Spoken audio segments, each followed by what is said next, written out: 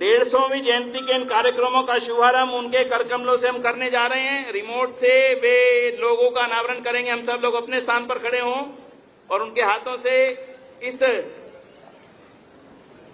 सामने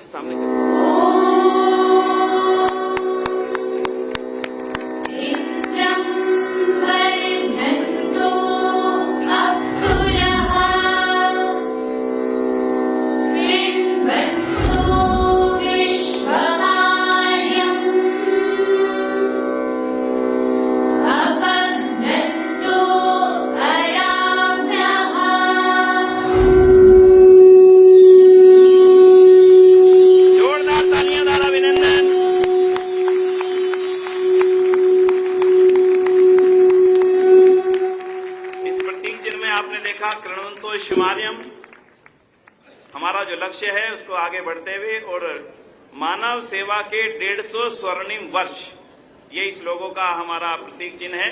तो मैं बहुत बहुत आभार करता हूं कि आज के इस आयोजन में हमने उसको अनावरण किया। और अब मैं आपकी प्रतीक्षा को आगे ना बढ़ाता हुआ, जिनकी हमें लंबे समय से प्रतीक्षा थी कि वे आए, आर्य जगत का अपना मार्गदर्शन दें और आर्य समाज को और आगे बढ़ने की सतत प्रेरणा और उनका जो एक जीवन का अनुभव है उसको हमारे साथ साझा करें, ताकि हम उनके अनुभव से और ज्यादा आगे बढ़ने का जो महर्षि दयानंद सरस्वती जी का सपना था उसे पूरा कर सकें।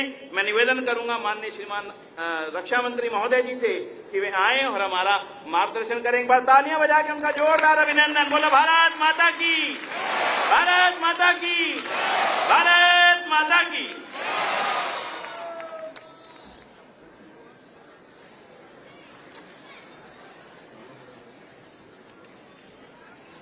हमारे आदरणीय राज्यपाल गुजरात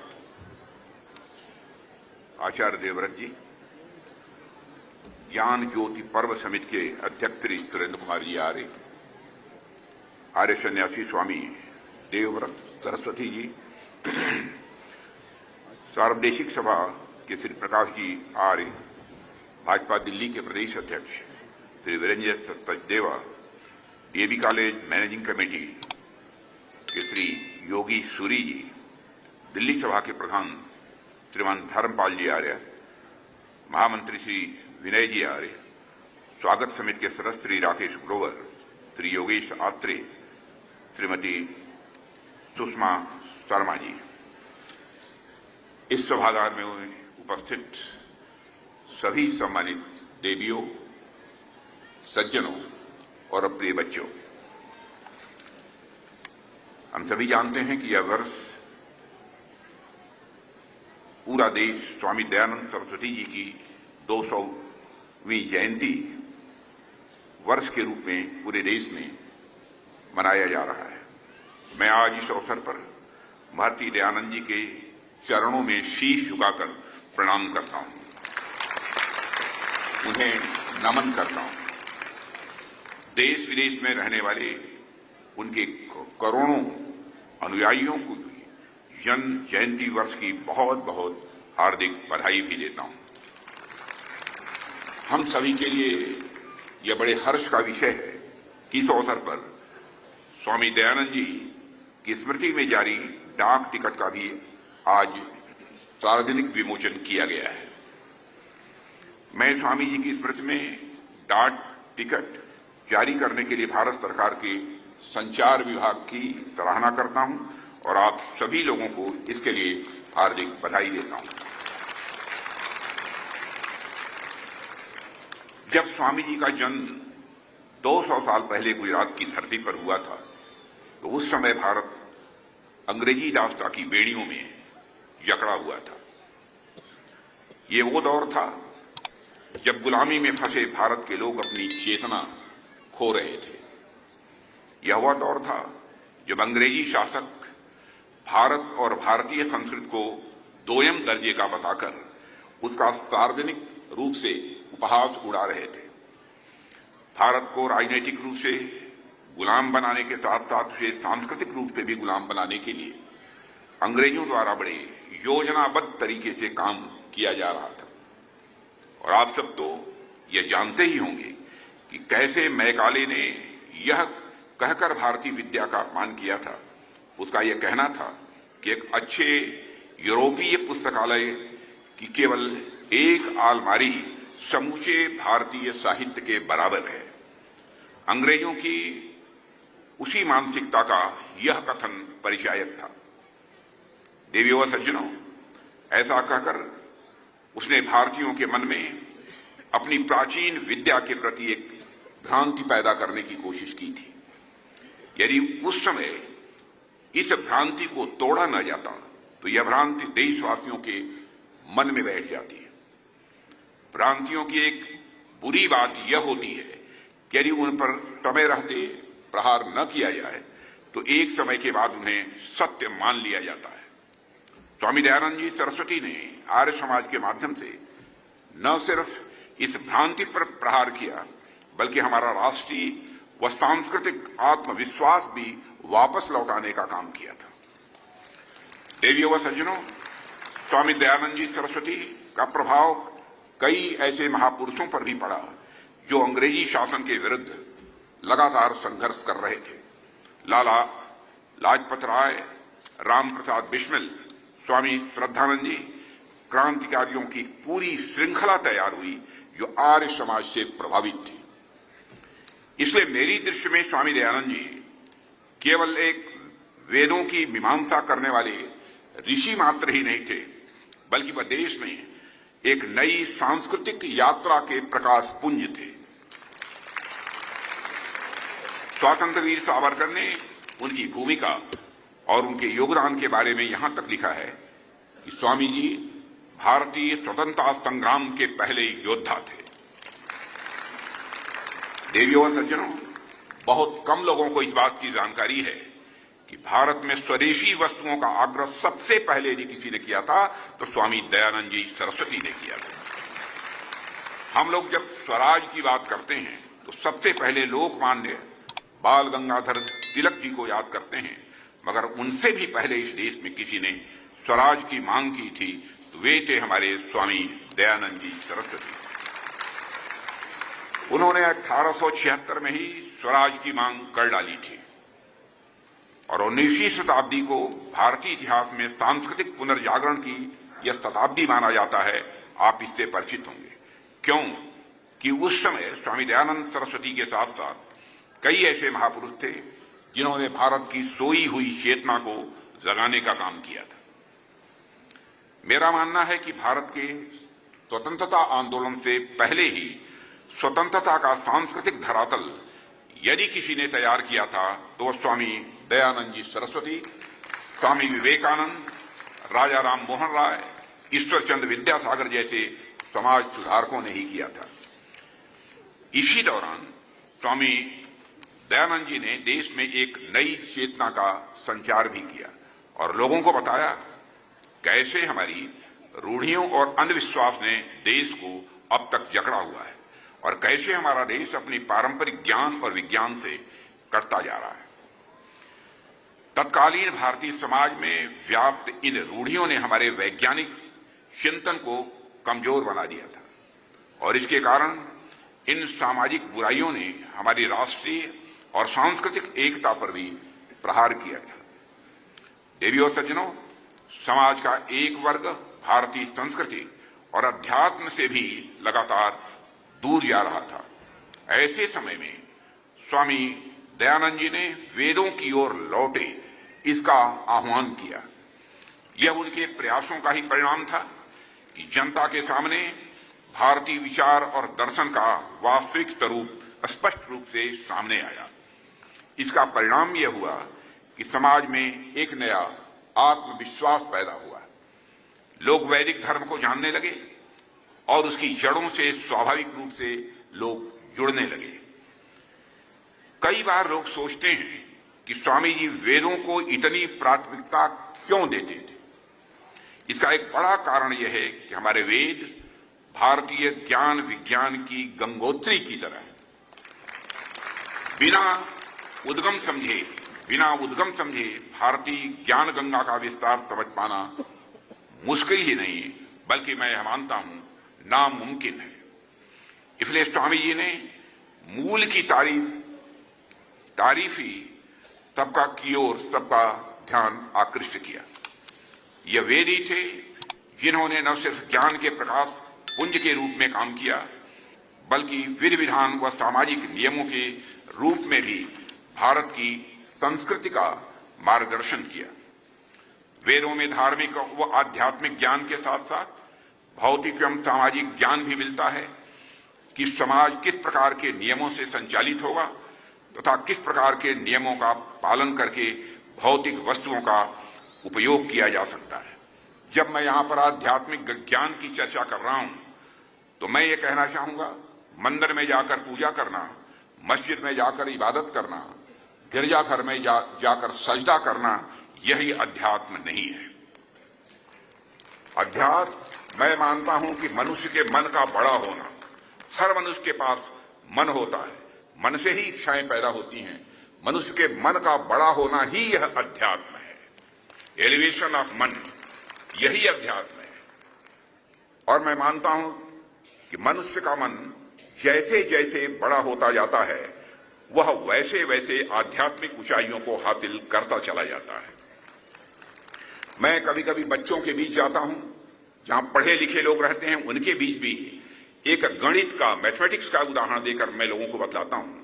थोड़े समय के लिए यह मान लो कि तुम्हारा मन एक वृत्त है, एक सर्किल है, तो इस सर्किल के परिधि को, उसकी सर्कमफरेंस को जैसे जैसे बढ़ाते चले जाओगे उसी अनुपात में तुम्हारे सुख की मात्रा, आनंद की मात्रा बढ़ती चली जाएगी और अंत में तुमको परमानंद की प्राप्ति होगी। क्योंकि मैं विज्ञान का छात्र रहा हूं, इसलिए उस मैथमेटिकल इक्वेशन में भी लोगों को समझाने की मैं कोशिश करता हूं। Let us consider that your मन इज ए सर्किल। थोड़ी देर के लिए मान लो आपका मन एक वृत्त है और इस वृत्त के सर्कमफरेंस या परिधि को बढ़ाते चले जाओ, तुम्हारे सुख और आनंद की मात्रा बढ़ती चली जाएगी। यदि इसे मैथमेटिकल इक्वेशन में कहना हो तो हम कह सकते हैं सर्कमफरेंस ऑफ मन is directly proportional to the magnitude of सुख। सर्कमफरेंस ऑफ मन is directly proportional to the magnitude of आनंद। और व्यक्ति का मन यदि बहुत बड़ा हो जाता है, सारी सीमाओं को तोड़ देता है, तब उसे जिस चीज की प्राप्ति होती है वह परमानंद होता है। यानी पूरे सृष्टि का संचालन करने वाली जो सत्ता है उसी को हम परमानंद कहते हैं। यही हमारा आध्यात्मिक ज्ञान है और इस चीज को स्वामी दयानंद जी सरस्वती ने अच्छी तरह समझा है। देवियों सज्जनों, हम सभी हमेशा कहते रहते हैं कि भारत की संस्कृति बहुत ही पुरानी है और इस संस्कृति पर न जाने कितने आक्रमण हुए, फिर भी हम पूरे गर्व के साथ आज भी सरवाइव कर रहे हैं। लेकिन क्या कभी हमने यह सोचा कि इस संस्कृति का आधार क्या है?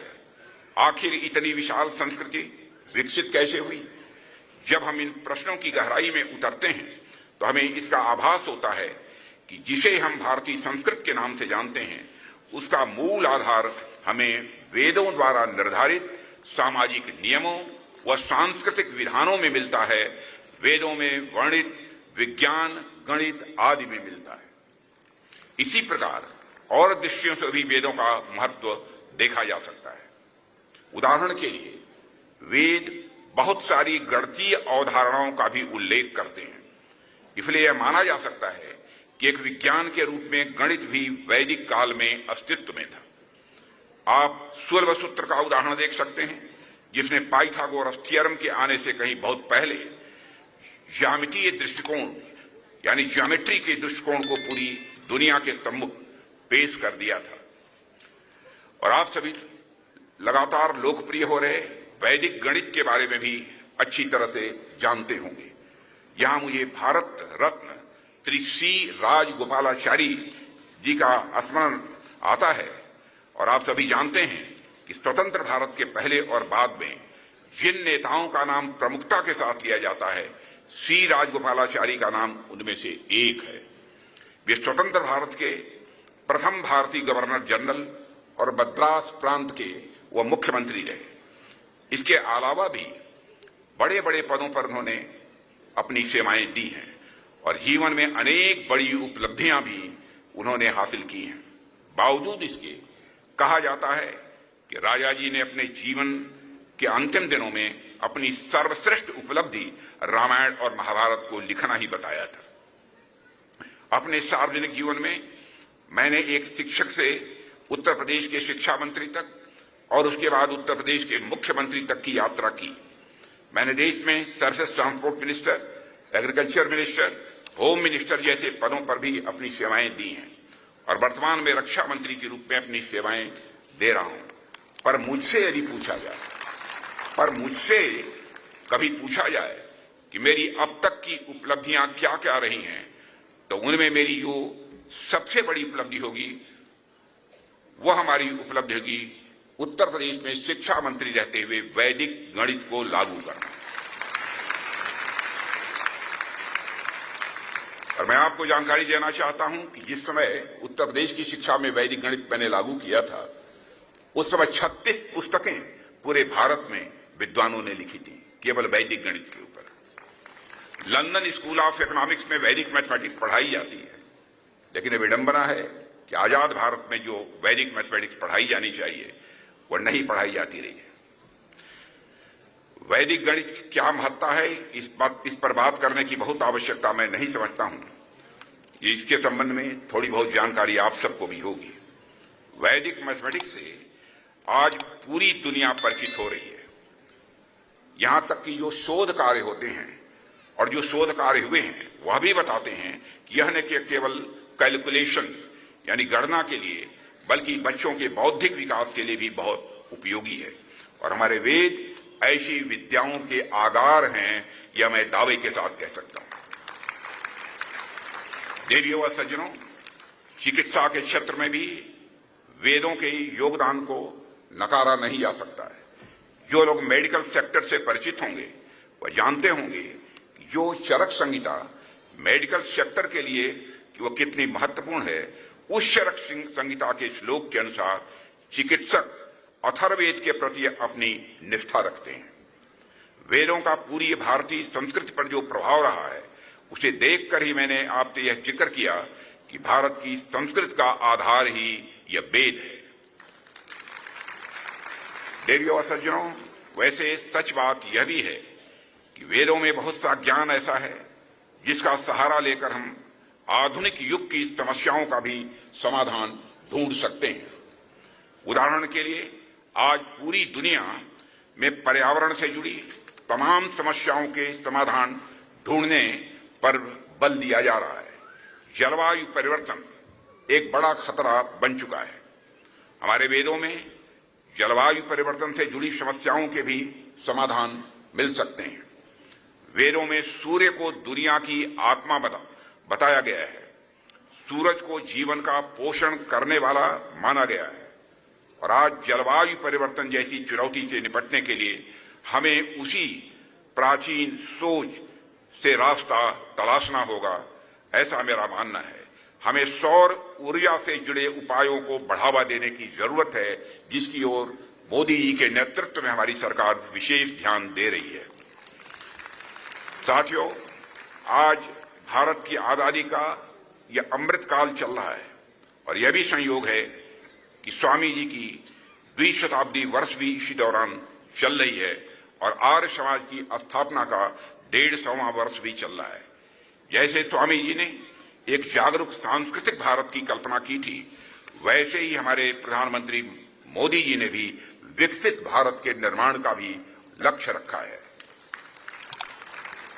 और मेरा हमेशा यह मानना रहा है कि हर राजनीतिक और राष्ट्रीय लक्ष्य को पूरे करने का एक सामाजिक और सांस्कृतिक धरातल तैयार करना पड़ता है। इसलिए हमें यदि विकसित भारत का निर्माण करना है तो भारत में फिर से एक सांस्कृतिक पुनर्जागरण का वातावरण बनाना ही होगा। देवियों सज्जनों, स्वामी जी ने जहां एक और भारतीय ज्ञान विज्ञान के महत्व को समझा, वहीं आधुनिक शिक्षा को भी उन्होंने बढ़ावा दिया था। उनके द्वारा स्थापित स्कूल व कॉलेज आज 21वीं शताब्दी में भी पठन पाठन की दृष्टि से भारत ही नहीं पूरी दुनिया में जाने माने जाते हैं। जब भारत गुलाम था तो डीएवी कॉलेज और स्कूलों ने देश के हर बड़े और छोटे नगरों में शिक्षा को बढ़ावा दिया। आज देश में साक्षरता में वृद्धि हुई है, मगर 100% साक्षरता से अभी हम थोड़े दूर हैं। विकसित भारत के निर्माण में हमें इस लक्ष्य के लिए काम करने में आप सभी लोगों का भी सहयोग चाहिए। मुझे यह जानकर खुशी है कि स्वामी जी से प्रेरणा लेकर अनेक संगठन आदिवासी, गिरिवासी, वनवासी समाज में भी शिक्षा की ज्योति प्रज्वलित करने की कोशिश कर रहे हैं। शिक्षा के प्रकाश से समाज का एक भी व्यक्ति अछूता न रहे, हमें ऐसे भारत का निर्माण करना है। शिक्षा का प्रचार प्रसार होने से सामाजिक समरसता को भी स्वाभाविक रूप से बढ़ावा मिलेगा, मगर सिर्फ शिक्षा से ही समरसता नहीं बनेगी। सामाजिक समरसता स्थापित करने के लिए हमें जनता के सामने उदाहरण भी प्रस्तुत करने होंगे। भारत की सामाजिक समरसता को सबसे बड़ा खतरा जातिवाद और सांप्रदायिकता से है। जातिवाद और सांप्रदायिकता ने आजाद भारत में कितना जहर घोला है, मुझे यह बताने की आवश्यकता नहीं है।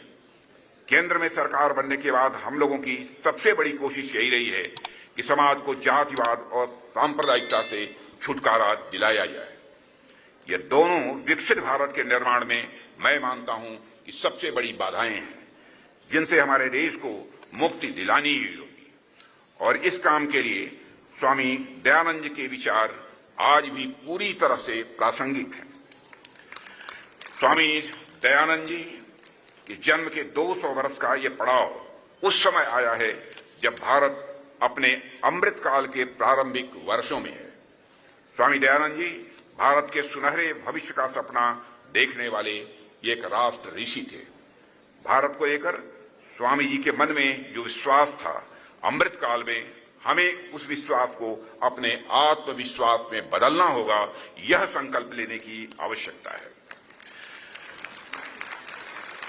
देवियों और सज्जनों, मैं मानता हूं कि हम सभी जो आर्य समाज में विश्वास रखते हैं, मैं जानता हूं कि बहुत सारे यह मान्यता है कि लोगों की मूर्ति पूजा से मनुष्य जीवन में कुछ प्राप्त नहीं कर सकता है, कुछ ऐसे लोगों की भी मान्यता है। लेकिन इस सच्चाई को कोई नकार नहीं सकता कि मनुष्य यदि जीवन में ऊंचाइयों को हासिल करना चाहता है, बड़े लक्ष्य को प्राप्त करना चाहता है, तो आध्यात्मिक होना तो उसका नितांत आवश्यक है। इस सच्चाई को कोई नकार नहीं सकता है। इसलिए हर व्यक्ति आध्यात्मिक बने, यही सोच स्वामी दयानंद जी सरस्वती की थी। स्वामी दयानंद जी आधुनिकता के भी पैरोकार थे, आधुनिकता के वो मार्गदर्शक थे। उनसे प्रेरणा लेते हुए हम सभी को भी इस अमृत काल में भारत को आधुनिकता की तरफ ले जाना है और हमारे देश को, हमारे भारत को विकसित भारत बनाना है। हम राजनीतिक क्षेत्र में काम करने वाले लोग हैं।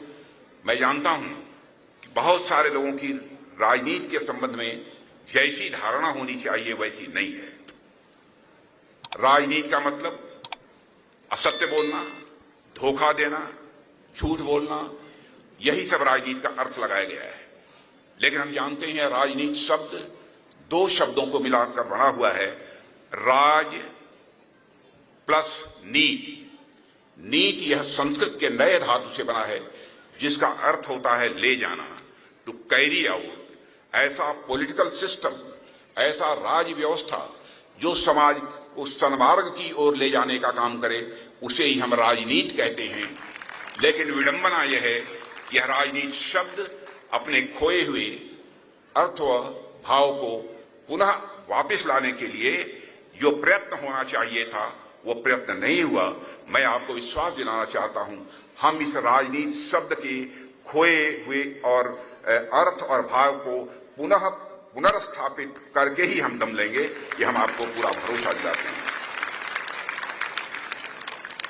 देवियों सज्जनों, मैं समझता हूं स्वामी दयानंद जी आधुनिकता के पैरोकार थे, मार्गदर्शक थे। उनसे प्रेरणा लेते हुए आप सभी को भी और हम सभी को भी इस अमृत काल में भारत को आधुनिकता की तरफ ले जाना है और हमारे देश को, हमारे भारत को एक विकसित भारत बनाना है।